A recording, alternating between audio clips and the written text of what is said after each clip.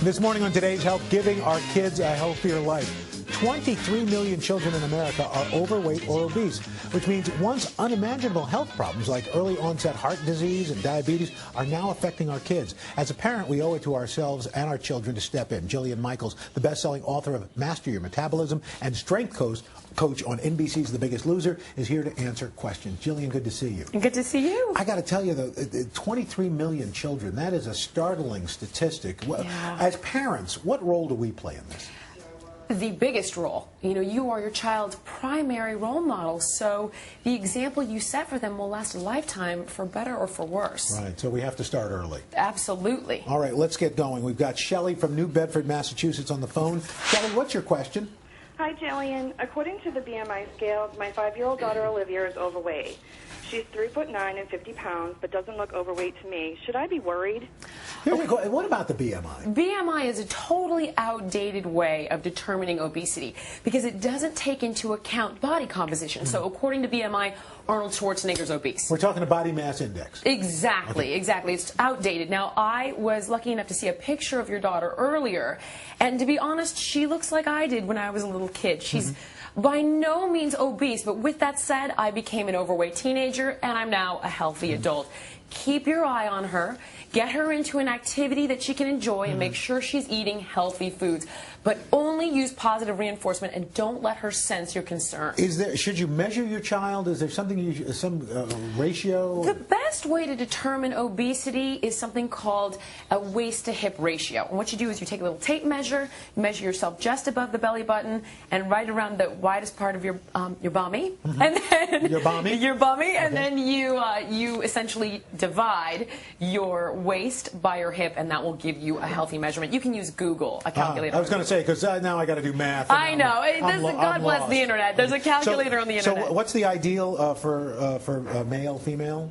The ideal for a female is 0.85, and I think for a man, 0.9. Yeah, yeah, or less. There we go. And if you're at risk, it's 1 or higher for a male and 0.9 or higher for a female. Okay. Exactly. Now we got a viewer on Skype. We've got Crystal from Wake Forest, North Carolina. Crystal, good morning, and what's your question?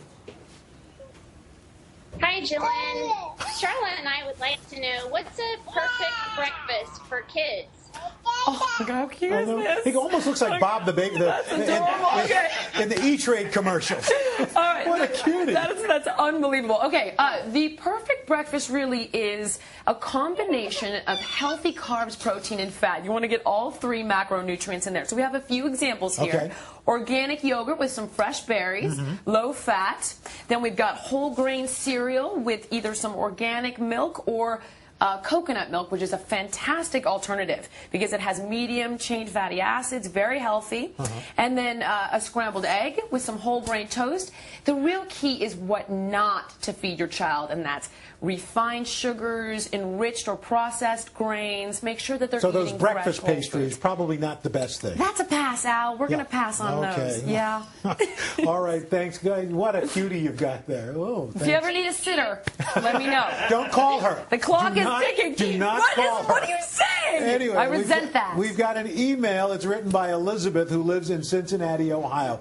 And she writes, "Hi, Jillian. My 16-year-old daughter has always struggled with her weight since she was 9. She's 199 pounds, 5'4". She has poor body image and can't stay motivated to lose weight. How can I help her?"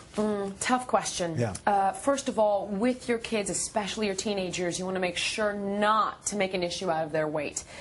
Lead by example, take up exercise, have only healthy foods in the house, and then if your child or your teen approaches you, engage in a dialogue and ask them how they want to be helped. If they want a workout buddy, if they want help with recipes. And another thing you can do is engage them in positive stories of transformation. And this is not in any way to be blatant, but a show like The Biggest Loser is in fact really transformational, and there are great positive stories there. That is why the show is so powerful, because people at home are identifying with the journey of the contestants. They see themselves in the contestants, and they think that they can do it. Not all win. I mean, they have struggles and they have setbacks. Absolutely, and that's a part of life, and that's why our season this year is called Second Chances, because everybody gets a second chance and a third and so on. All right, Jillian Michaels, so good to see you. Thank you, Al. Right. And you can catch more of Jillian tonight on the season premiere of The Biggest Loser at 8, 7 Central, right here on NBC.